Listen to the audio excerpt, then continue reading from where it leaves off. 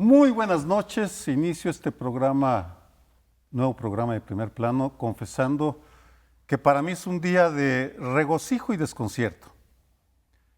Desconcierto porque ya no entiendo al final cuál es la política de López Obrador frente a la gran corrupción.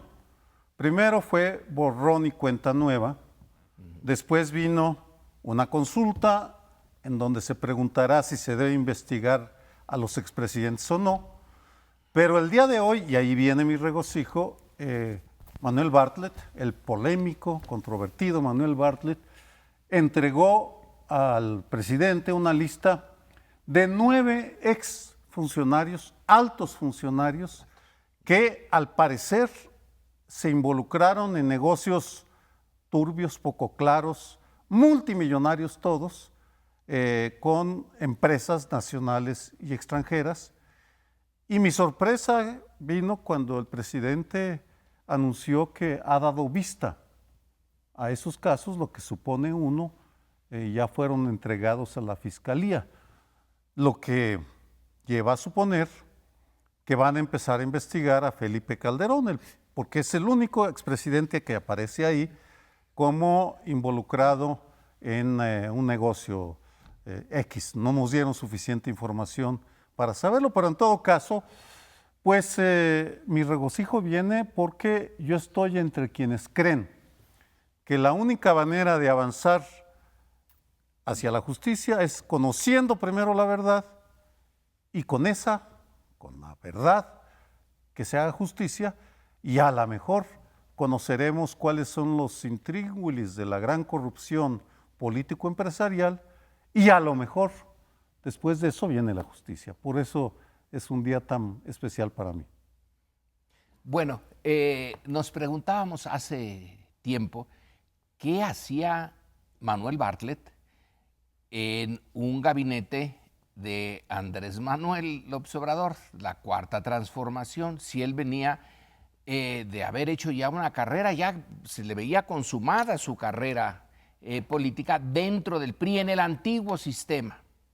Había una cosilla por ahí que hacía que la pregunta tuviera cierto sentido, y es que Bartlett siempre se mostró muy nacionalista en relación a los recursos naturales y en general frente a las presiones externas, que en este caso eran Estados Unidos. Y de repente ya quedó claro el poner a Bartlett frente a la Comisión Federal de Electricidad, por un lado, es una señal de que se quiere recuperar a esa comisión como productora de energía eléctrica, porque ya nada más produce el 50% cuando producía todo.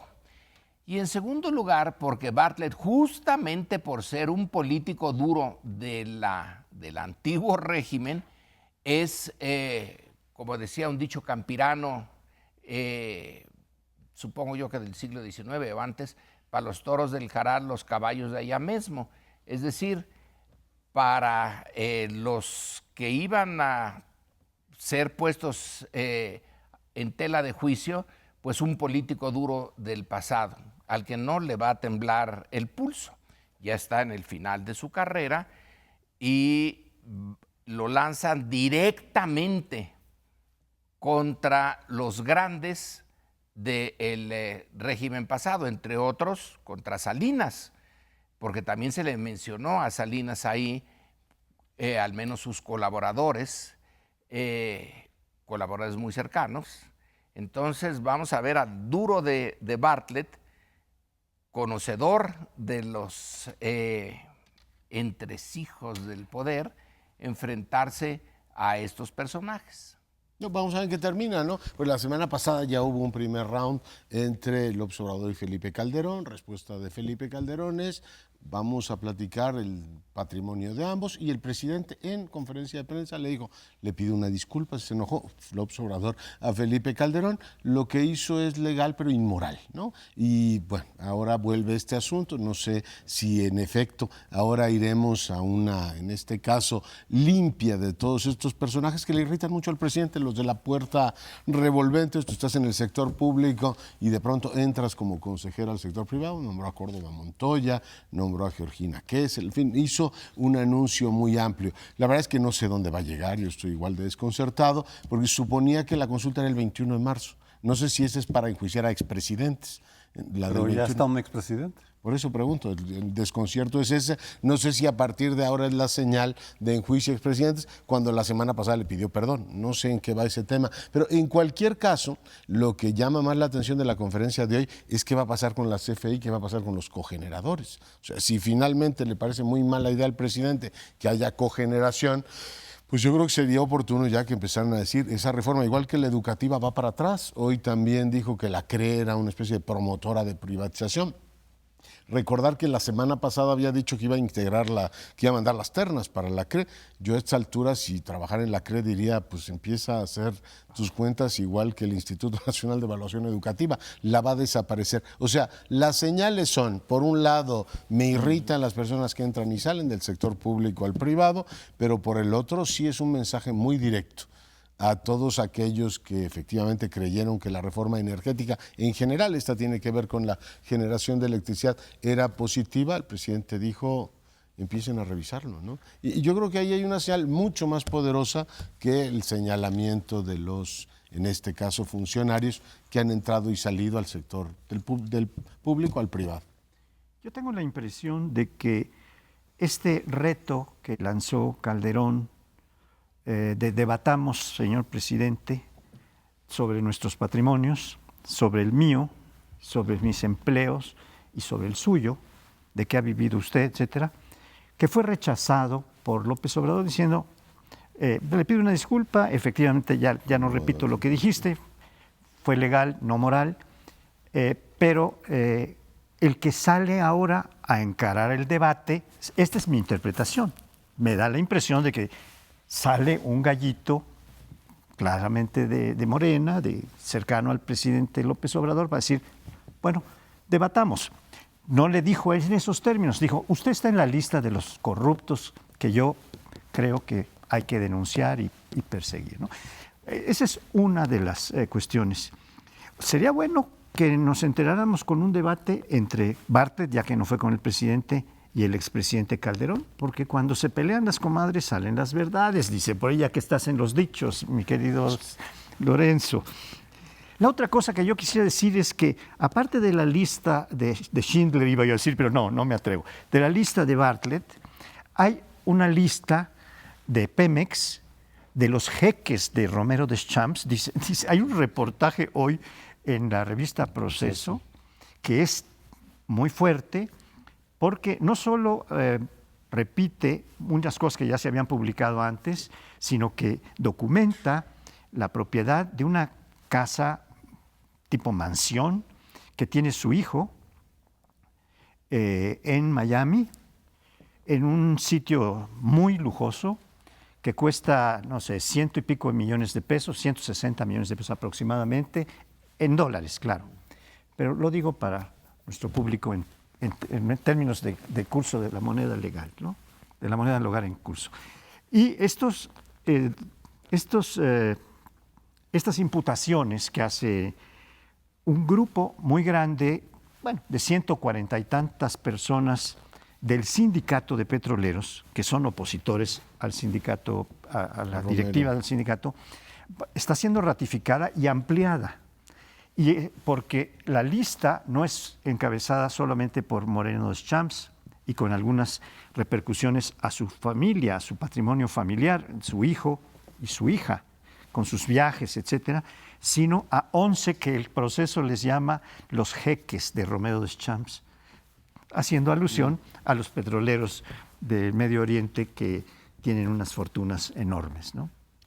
Pues es indudable que hay una gran corrupción en México, esto no es nuevo. Lo que estaba en duda, o al menos parecía que era si se iba a perseguir o se iban a quedar en reformas que la evitaran hacia el futuro.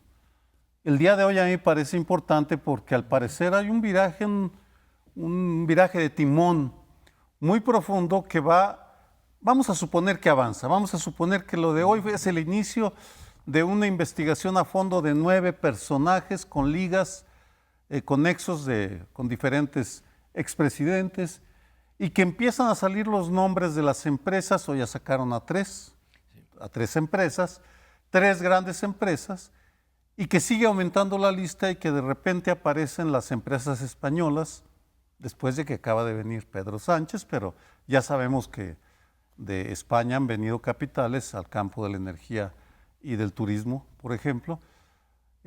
Aquí la pregunta que es inevitable hacerse es, ¿esa investigación de la gran corrupción acotada a la generación de energía eléctrica se va a quedar ahí o se va a ampliar a recursos naturales, a las playas, al saqueo de la Riviera Maya, por ejemplo, o de las costas de de Nayarit, Jalisco, con la llegada también de capitales especulativos?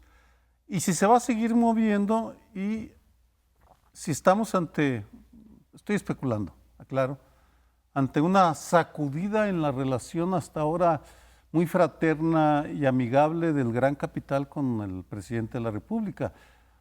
Tal vez no llegue a eso, pero tampoco podemos desecharlo. No, porque varios de ellos se han preguntado, el propio Calderón preguntó, bueno, entonces está mal ser consejero de una empresa extranjera, pero que el presidente tenga en su consejo de asesores a los de las empresas mexicanas no está mal, o trabajar con ellas sí está bien. Yo creo que abre 2 preguntas, a mi juicio, importantísimas, esperando, por supuesto, que investiguen y a ver si no queda todo esto en llamarada de petate. 1, el tema de la puerta giratoria, que yo creo que es central que se diga, o sea, si tú trabajas en tal o cual dependencia y tienes tal o cual responsabilidad, ¿qué te impide estar en el sector privado? Porque más que corrupción propiamente dicho es la inconveniencia de que eso ocurra, que es el debate que tuvieron en Estados Unidos con el tema de los bancos y el gobierno. Y lo segundo es de qué vive un alto funcionario cuando se retira, y particularmente un presidente. Ganó popularidad el tema de que les quiten la pensión. Se les quitó la pensión y bueno, es una decisión política ampliamente respaldada por el soberano. ¿De qué vive un presidente? Yo creo que ese es un buen debate. ¿De qué vive un expresidente? ¿De qué vive Peña Nieto en Madrid ahora? Sería una buena pregunta si ya no tiene pensión. ¿De qué vive Felipe Calderón? A mí me encantaría que dijera, oiga, pues yo tomé esos consejos porque vivo tanto, mis emolumentos son eso. Que no los escondan después y que Reforma les tenga que venir como a 2 de los secretarios del gobierno de López Obrador a decir, enójense todo lo que quieran, pero los 2 departamentos no los habían efectivamente notificado, y que todos sepamos de qué vive un expresidente. Yo creo que va a ser muy útil después de que les quitaron las pensiones saber a qué clavo se aferran, ¿no? Yo creo que una parte central de un sistema político, de un régimen como el de López Obrador, es poner como un objetivo de toda la estructura de poder la lucha entre un gobierno que dice representar a la mayoría y la élite. Es la dicotomía mayoría-élite. Y aquí en esto de la Comisión Federal de Electricidad es una manera de de exponer a una parte de la élite que es a su vez parte del esquema general. Si no entiende uno a Andrés Manuel López Obrador como una fuerza que se lanza contra una élite muy desprestigiada, por cierto, en México, entonces a lo mejor no se entiende bien la naturaleza de su régimen. Y este es solamente una parte de algo mayor.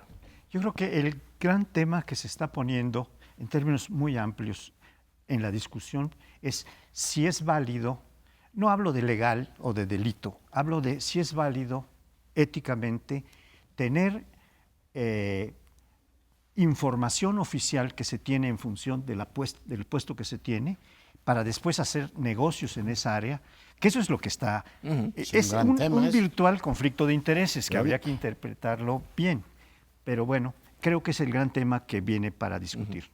Dejamos para programas futuros discutir a quién representa Andrés Manuel, a las mayorías o a las élites, o ambas.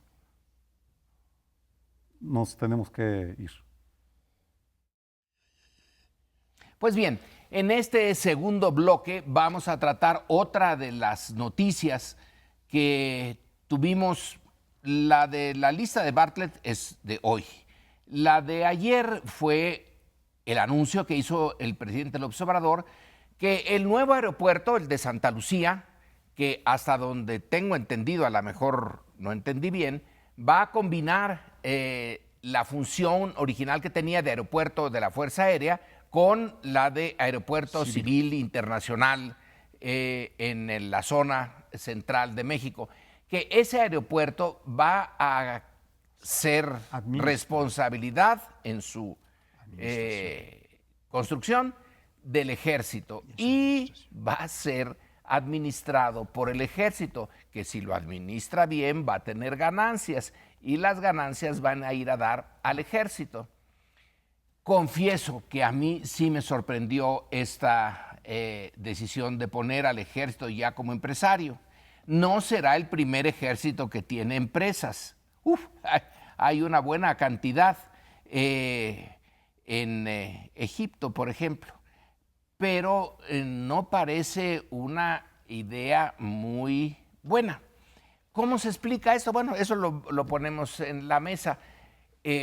Unas posibilidades, es mera especulación mía, no me hagan mucho caso, es que este ejército ahora es un apoyo muy importante para Andrés Manuel López Obrador. Ya anunció el fin de la guerra contra el narcotráfico, anunció el inicio de la campaña en serio contra el robo de combustible y ahí está el ejército y que además ha de haber despertado, también es una especulación, ha de haber despertado algunos problemas internos en el ejército porque en la terna que normalmente se presentaba para elegir al general secretario, el saliente presentaba la terna y el presidente decidía cuál de los tres. Andrés Manuel rechazó la terna por completo y buscó otro candidato, lo puso él. Entonces eso ha de haber despertado un montón de resentimientos y problemas dentro del ejército y es una manera de pues darle un sentido al ejército en el nuevo contexto creado por López Obrador. Yo creo que una buena decisión es que él nombra al secretario de Defensa según su leal saber y entender, me parece muy bien, además es el comandante supremo, pero ponerle una cataplasma ahí de tipo administrativo me parece una pésima idea. O sea, si ya se atrevió a hacerlo, pues que vaya a estas últimas consecuencias. A mí no me resulta nada desconcertante, ya hace unos días nos adelantó, y particularmente a los capitalinos, que también les va a dar la función de desarrolladores inmobiliarios, este terreno que tienen en el poniente de la Ciudad de México, que por cierto, Mario Delgado, el coordinador de la mayoría, hizo campaña diciendo que era un negocio rapaz de Peña Nieto, ahora lo propuso el presidente y también dijo que el ejército lo administrara y que el producto de esas ganancias se iba efectivamente a financiar la Guardia Nacional. De entrada digo yo que la Guardia Nacional que está en discusión ahora no debe financiarse con ingresos extraordinarios y mucho menos siguiendo una lógica mercantil o empresarial, ni vendiendo terrenos y especulando en el poniente de la ciudad, ni con aeropuertos. Debe financiarse con recursos fiscales. Es una función sustantiva del Estado y no está esto de que hoy vendemos y entonces hoy para la Guardia Nacional y mañana ya veremos. Yo creo que son dos muy malas ideas y que espero que las reconsideren, que efectivamente el Ejército Mexicano o la Guardia Nacional, que va a ser una fuerza armada para todo efecto práctico, tenga la suficiencia presupuestal de los impuestos que pagamos todos los mexicanos y no los tengan por qué estar de administradores de aeropuerto. Al rato les va a dar el servicio postal también, va a decir, bueno, si ahí como mensajeros logran ganarse un dinerito más, a mí no me parece que eso sea una buena idea, lo digo claramente. Lo que sí me pareció muy notable fue el discurso de las relaciones cívico-militares. El presidente, que sale de la izquierda, dice: el ejército en este país se ha mantenido leal y, por supuesto, las relaciones cívico-militares, que en este país hay muchos problemas, pero esa quizá no sea una de las peores, es algo que se debe revisar con una lógica diferente. Creo que su discurso fue muy notable. Bueno, Lorenzo se preguntaba si hay ejércitos en otras partes del mundo que tengan empresas. Yo quiero recordar algo que planteó González Casanova Pablo en su famosísimo libro de La democracia en México. No se hizo de empresas la defensa o la Secretaría de Guerra antes, pero sí se hizo empresarios a muchos generales a los que se quería. Le llama Pablo González Casanova en el tema de los poderes fácticos o de los poderes reales, en su libro de La democracia en México, les llama el contrato político que se hace con algunos militares a los cuales les daban concesiones para hacer escuelas, carreteras, hospitales, los volvió constructores de empresas constructoras. Aeropuertos. Eso está planteado desde hace mucho tiempo. Bueno, ahora no es a cada uno de los generales a los que quería, pues digamos, domesticar, para decirlo amablemente, ¿no? Y atraer a su... Sino que esto lo hicieron Obregón Calles, más o menos, en proceso de profesionalización del ejército, ¿verdad? Para ponerlos en paz con mucha lana o sacarlos de la escena mandándolos como agregados militares a las embajadas, ganando más que el embajador y cosas de este tipo. Bueno, ahora están encontrando estos recursos. Yo coincido plenamente con lo que ha dicho Leonardo en el sentido de que el financiamiento de una fuerza armada del Estado que se encarga de vigilar, proteger los derechos humanos, las personas, la seguridad pública y la seguridad nacional, las dos cosas, pues tiene que salir del presupuesto nacional como algo sustantivamente tal, ¿no? Que pueda haber alguna cosa parcial que venga de otras partes, puede ser, porque hay elementos supervenientes, como dicen los abogados, que permiten tener algún financiamiento, pero solo por una vez y en un momento, no una empresa permanente.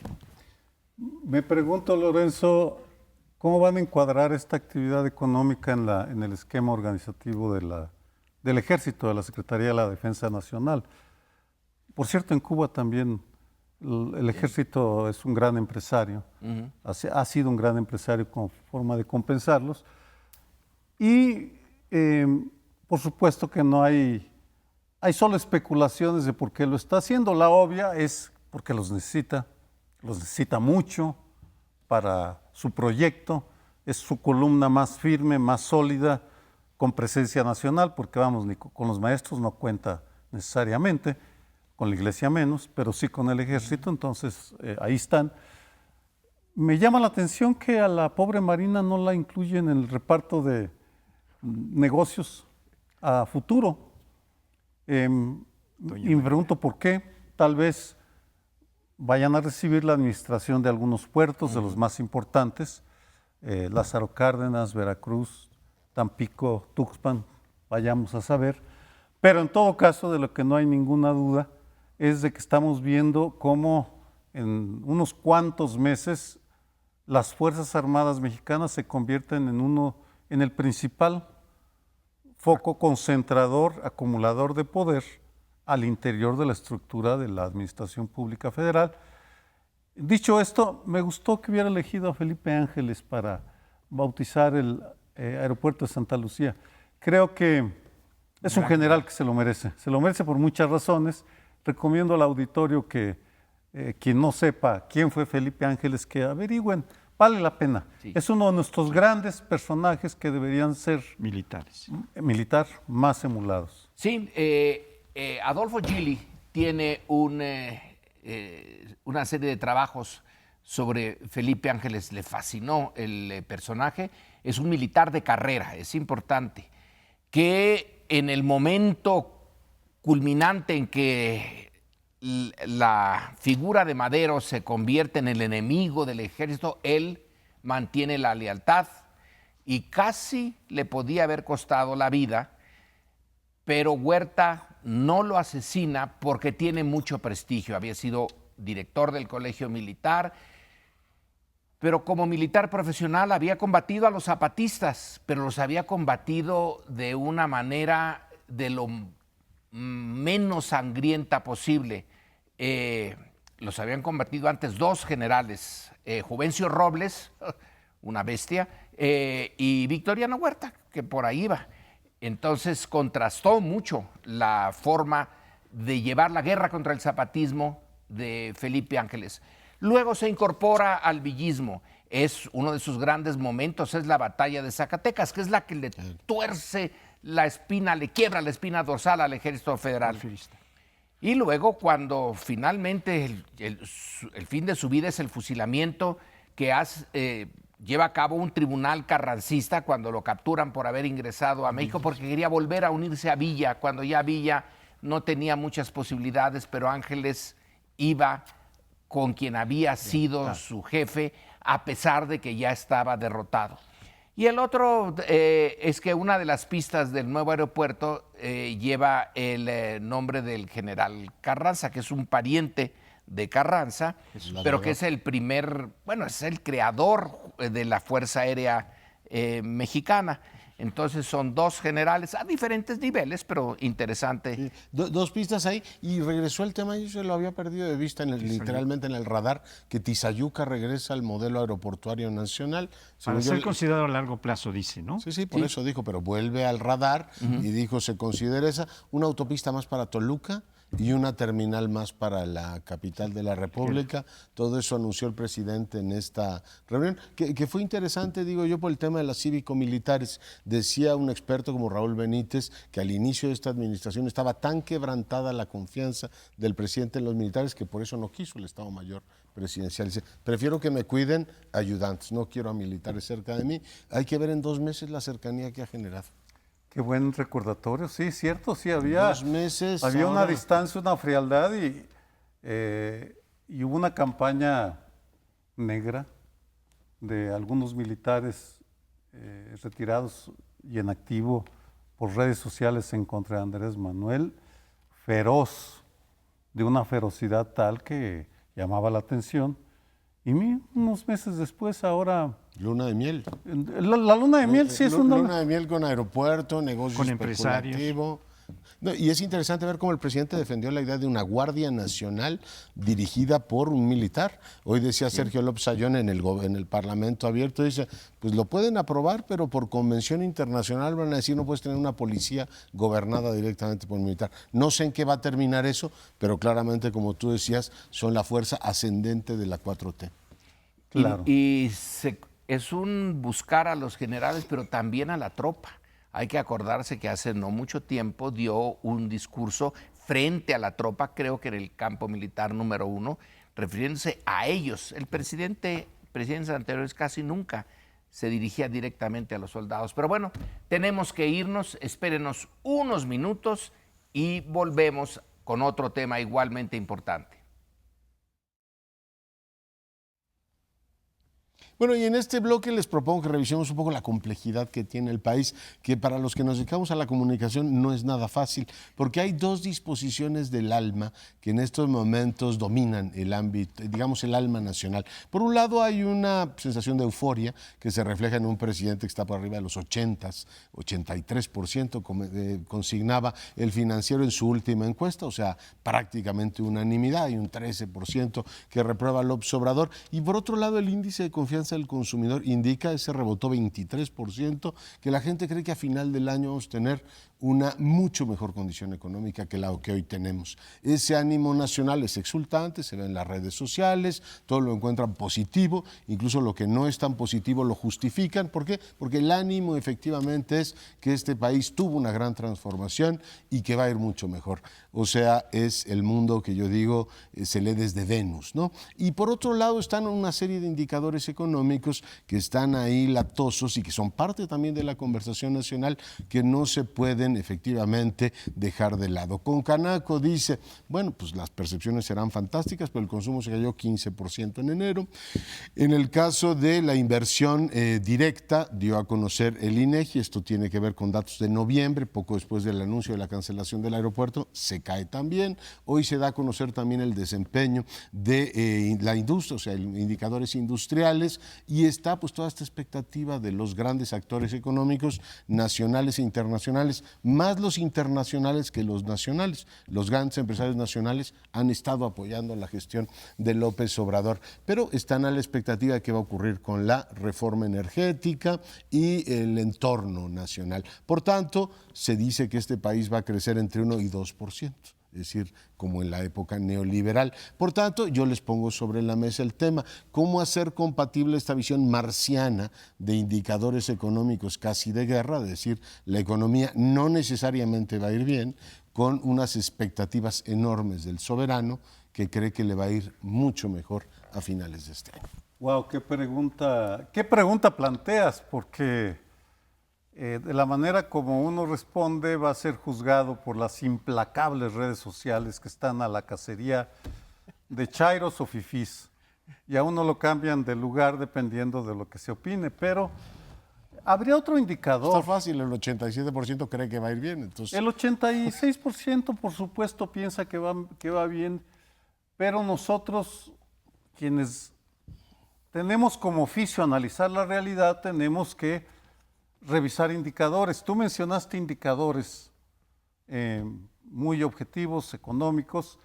Yo voy a revisar otros, aclarando que me encantaría, desearía que le fuera muy bien a Andrés Manuel López Obrador, que tuviera éxito, que se acabe la corrupción y que se elimine la violencia, mientras más rápido mejor. Y sin embargo, empiezan a salir del interior de su equipo algunas señales que le afean el rostro, porque de repente empiezan a enterarse de que algunos cargos fueron ocupados por el viejísimo método de las cuotas y los cuates, y luego empiezo a ver una epidemia de ocurrencias, de improvisaciones. Me refiero a una que me sorprendió por la seriedad del secretario de Hacienda, a quien respeto muchísimo. El tema de que se va a cancelar los abuelitos, los subsidios a las estancias infantiles, lo cual puede tener sentido siempre y cuando se haga un diagnóstico y se demuestre, pero luego entra como justificación que mejor los padres le paguen a los abuelitos. Pues es que no saben el mundo en el México en el que vivimos, que los padres, algunos padres, el dinero que les llegue pues se los van a echar para el pomo, otros van a ser para la canasta básica porque no les alcanza, no va a ser para meter al niño en una guardería infantil. Y luego hay abuelitos que lo que menos quieren es cuidar a sus nietecitos. Por supuesto, habemos algunos que somos maravillosos y que sí los cuidamos y estamos por ellos. Es decir, ese tipo de... Sí, yo me precio cada que puedo, me voy con mis nietos y estoy con ellos. Que te paguen. ¿Qué van a pagar? Uno paga porque lo ocupen. Pero ese tipo de ocurrencias desmerecen. Son señales de poca seriedad. Y me parece que es una forma muy tonta de dispendio del enorme prestigio de Andrés Manuel López Obrador. Y uno esperaría que fueran más cuidadosos, más pausados, para ir dando pasos muy sólidos en lo que hacen. Yo me voy a perdón, tú procede. La visión sobre el futuro de México en parte depende de factores que ya no están en manos de México. Quizá hubo otra época que ya pasó, que no se puede volver a repetir, en donde el mercado interno era el factor principal de la economía y sobre ese mercado podía más o menos influir la actividad del gobierno. Pero vino el neoliberalismo para bien y para mal, y la dependencia de la economía mexicana del exterior aumentó. No se ha roto esa dependencia. Quisiera Andrés Manuel volver, al menos en una parte, al mercado interno, reactivarlo, y creo que eso es lo que está pretendiendo hacer, pero no es ni fácil ni rápido. Y tenemos entonces que el punto del exterior es una guerra entre China y Estados Unidos que va a afectar a toda la economía mundial, que ya la está afectando. Y son esas variables sobre las que México no tiene ningún control, algunas de las que van a afectarnos. Entonces la opinión pública sí nos va a ir bien, el dólar ya no está tan caro, están haciéndose programas de inversión para el consumo interno, todavía no tanto para la creación de infraestructura y cosas más productivas, simplemente para el consumo, que a la tercera edad, que a los estudiantes y a los becarios, etcétera. Eso va a ir al consumo en el mercado interno. Pero el mercado externo es algo imposible de controlar y no está bien. Las señales desde el exterior es que esto se va a poner peor antes de que se ponga mejor. Yo me voy a sumar a la defensa de los abuelitos, ya que aquí somos mayoría, el único jovenazo que no tiene nietos es Leonardo, pero los otros tres sí cuidamos o hemos tenido que cuidar nietos. Pero yo estoy de acuerdo en el fondo con que a los abuelitos pues no los metan en este asunto, es un asunto privado el de ser abuelo, no es público. Y esta era una entidad pública que se relaciona directamente como una parte del bienestar social que debe buscar el Estado. Y eso no se puede sustituir con apoyitos.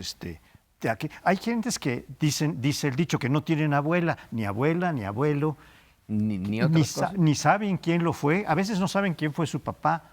Entonces, acudir ¿a qué abuelitos? Es verdaderamente un traspiés el que dio el señor secretario de Hacienda, que también tiene mis respetos por otras razones, como economista, pero que no se meta a dar consejos de política social, por favor, porque va a meter unas patas tremendas.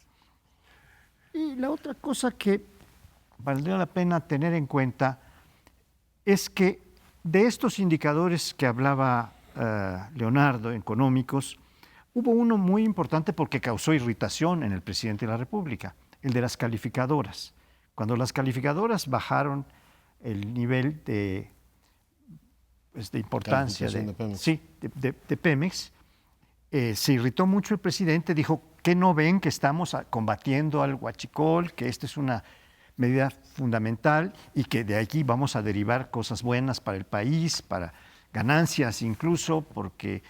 Y esto, pues, no creo que sea tan factible, porque las ganancias que se van a derivar de la persecución al huachicol eran ganancias que iban al crimen organizado, a personas, a funcionarios que ahora están siendo denunciados, etcétera.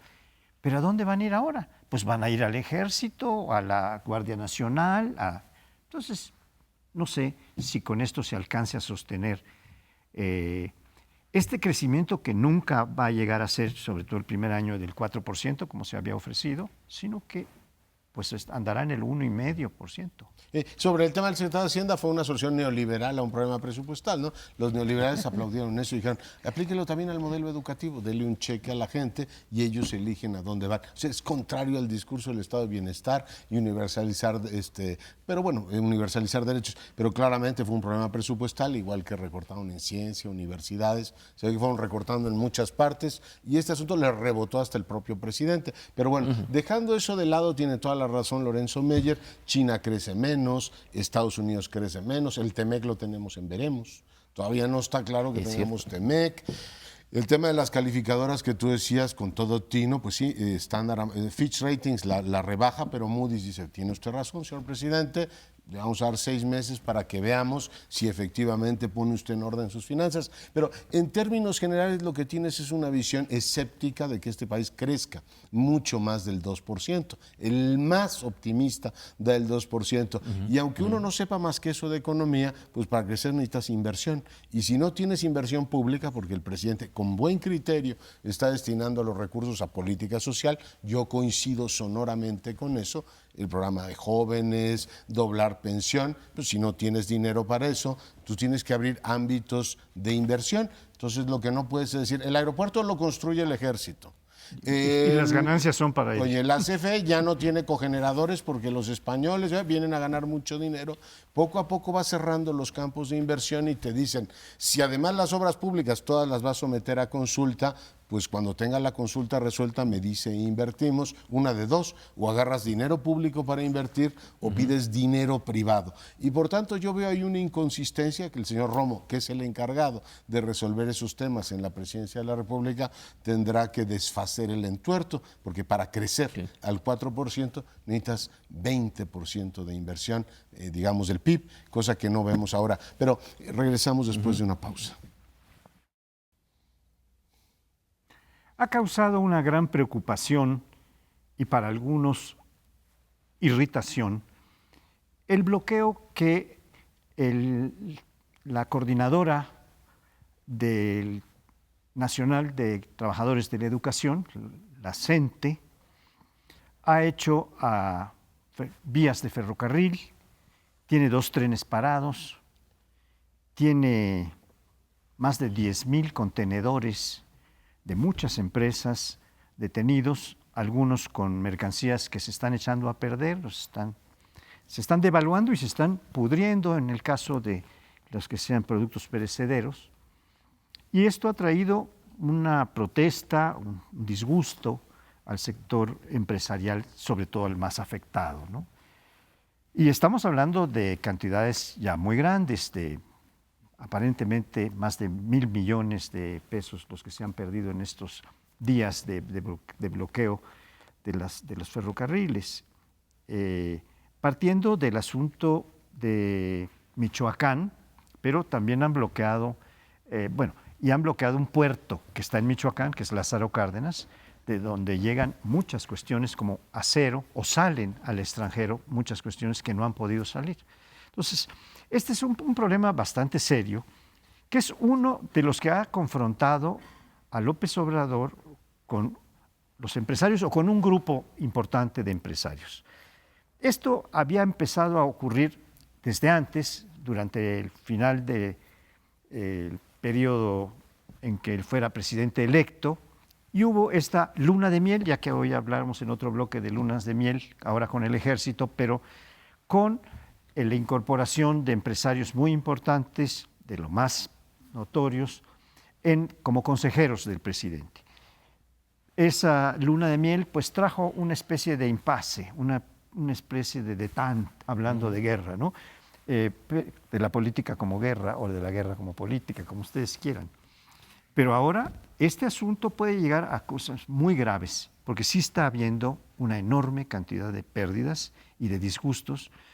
Hay empresas que tienen cientos de containers detenidos, lo que puede llevarlos incluso al cierre y a la cancelación de empleos y de fuentes de riqueza y de trabajo. Se los dejo como... Fíjate que yo tengo la impresión, no minimizo el tema del dinero, pero en este caso es lo de menos. O sea, tú tienes 3 vertientes que pongo sobre la mesa. 1, el hecho de que el conflicto de este país no solo era el que hubiera una élite rapaz frente a un pueblo bueno harto de efectivamente esa élite rapaz.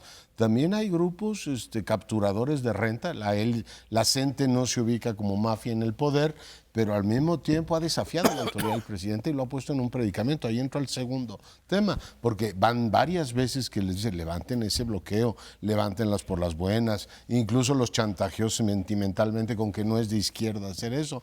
Y estos dijeron, a ver, aquí vamos por el dinero. Incluso, tercer elemento, hubo un choque entre el gobierno local de Silvano Aureoles, que era del PRD, pero apoyó a Mide en campaña, y el presidente. El presidente fue a Michoacán y dijo, ¿verdad que no quieren pleito, reconciliación? Ahí vamos, y tampoco dieron el brazo a torcer. O sea, lo del dinero es importante, pero el desafío a un presidente hiperpoderoso e hiperpopular de un sector que no necesariamente es la derecha tradicional, sino un sector vinculado con una izquierda que ha reivindicado la contrarreforma educativa, te pone en un dilema. Y el segundo y el último tema es lo que la Comisión Nacional de Derechos Humanos respondió al presidente. Él dijo, me están pidiendo que desaloje, pues que me lo diga la comisión. Y la comisión no fue a Roma por la respuesta. Le dijo, señor presidente, usted tiene autoridad legal para que si hay un acto ilegal, usted bien que no quiere usted reprimir, nadie le está diciendo eso, para cumplir con sus obligaciones. Y les recuerdo que no cumplirlas es también digamos, escenario que es responsabilidad suya. Usted es el jefe del Estado. Por tanto, creo que nos pone ante esta disyuntiva de que por primera vez un presidente de izquierda va a tener que separar esa viciosa unión que han hecho entre imponer orden como un bien público, si el orden es un bien público, y la represión. O sea, yo creo que tienes grupo capturador de renta chantajeando al Estado, por tanto es perfectamente legítimo, sin reprimirlos, sin fusilarlos, sin torturarlos, sin hacerle nada mal. Señores, yo garantizo el orden en este país y me lo está diciendo todos los sectores, incluida la Comisión Nacional de Derechos Humanos. Yo creo que son o sea, pueden más esos que el dinero. Pues el país está lleno de grupos radicales. Ahora estamos hablando de izquierda, también hay de derecha y de otros. Es decir, grupos que defienden intereses muy particulares, y la reacción del presidente López Obrador ante estos grupos es que no tiene claro cómo manejarlos. Pienso en los zapatistas, por ejemplo, que ya salieron a decir: no estamos con el Tren Maya, nos oponemos. ¿Eso qué quiere decir? No lo sé. Está lo de Michoacán claramente ahí. Recuerda el dilema que se le presentó a Vicente Fox cuando Televisión Azteca mandó un grupo de seguridad privada a apoderarse del Cerro del Chiquihuite, las torres de retransmisión de Canal 40, y le fueron a preguntar: ¿y cómo es que usted dejó que un grupo privado? Dice: ¿y yo por qué? ¿Yo qué tengo que ver en esto? Me parece que está bordando ese mismo dilema y que a veces lo resuelve de una manera imperfecta, como en Yecapixtla, Morelos. ¿Qué busca este grupo que se opone a la hidroeléctrica que quieren construir? Yo confieso no tener la información para opinar, pero ciertamente tiene una base social que no quieren esa instalación, porque Morelos, entre otros estados, está lleno de conflictos en cada municipio, en cada poblado, porque ha sido saqueado, pero en serio, o hemos sido saqueados, y hay resistencias. ¿Qué va a hacer el presidente? Bueno, en Morelos va a aplicar una encuesta. Consulta. Una consulta, perdón, que me parece un método imperfecto porque no va a resolver. Podrán sacar mayoría de los que digan que sí se haga, y los que se oponen van a decir: pues no. Igual que en Michoacán, la CENTE, la mayoría dijo sí, desocupamos, y una minoría dice: nosotros seguimos aquí, háganle como quieran. Vamos a ver qué sucede, pero es una fuente de conflictos que se ve allí en el horizonte. Ahora, ¿cómo explicamos esta actitud de una parte? La CENTE es una parte del Sindicato Nacional de Trabajadores de la Educación, y luego los que están ahorita insistiendo en mantener el bloqueo de las vías son una parte de una parte. Porque unos ya se dieron. Entonces, ¿cómo explicar esto? ¿Qué es lo que pretenden? Para mí ese es el misterio. ¿Quieren arrancarle más recursos? Claro. Pues es que ya cruzaron una línea roja. Si les dan más recursos, eso tampoco sería bien visto por el grueso de la ciudadanía. Si tiene tal cantidad de apoyo Andrés Manuel y estos están insistiendo, ya les dijo: son ustedes unos rebeldes sin causa, ¿no? Recordando la película de James Dean, que la mayoría no la había visto, porque son muy jóvenes, supongo, pero fue ya hasta lo más lejos que podía de decirles: cambien, como el predicador, cambien. Sean buenos. Sean buenos, ustedes son parte del pueblo bueno, pero no. Entonces, ¿cómo explicar ese empecinamiento? ¿Qué líderes son los que están? ¿Cuál es la lógica de esos líderes? La lógica del zapatismo sí se entiende. Es una lógica que a lo mejor ya es un callejón sin salida. El zapatismo pareciera estar bastante aislado del resto de la comunidad nacional, cuando no lo estuvo. En un momento era la comunidad completa la que, bueno, no completa, pero en una buena parte la que apoyaba las reivindicaciones del zapatismo, unas reivindicaciones morales y materiales, etcétera. Ahora está reducido a un espacio muy pequeño. ¿Qué quieren los de la CENTE? Yo no lo sé, es una pregunta que pongo aquí, ya nos queda nada más un minuto y Dinero medio. y plazas. Y me remito a algo que tú comentaste de la CENTE hace algunos años. A ellos la opinión pública les importa un pepino. O sea, sí estamos desprestigiados, digan lo que quieran de nosotros. Lo hacían con gobiernos anteriores, lo hacen con esto. Para mí está claro que le quieren tomar el pulso al presidente, va a decir, nosotros no nos movemos por ideología, captura de renta y plazas. Y lo que están haciendo es apostar a doblarlo. Y en este caso, pues veremos en qué termina. Bueno, yo creo que tengo la impresión, voy a hacer una hipótesis, de que lo que está haciendo el presidente López Obrador es dejar que las cosas vayan hasta el absurdo, Podrirse. hasta lo inaceptable, para que la sociedad en plan muy amplio le reclame y entonces entre no a reprimir, porque no es necesario reprimir, no es necesario utilizar una violencia mayor, con que vayan unas cuantas gentes desarmadas, tomen a esos muchachitos, que son pocos, porque ha ido haciendo que se vayan saliendo algunos de la CENTE misma, la mayor parte de la CENTE ya dijo, no, está bien, vamos a desbloquear, vamos a retirar, pero un pequeño grupo que no. Entonces, eso que queda como un reducto puede ser removido fácilmente con gente sin armar, pero que físicamente los cambie y resuelvan el problema una vez que ya la opinión pública está convencida de que esa es una buena acción. Pero nos tenemos que ir hasta la próxima semana. No deje de ver Primer Plano dentro de 8 días.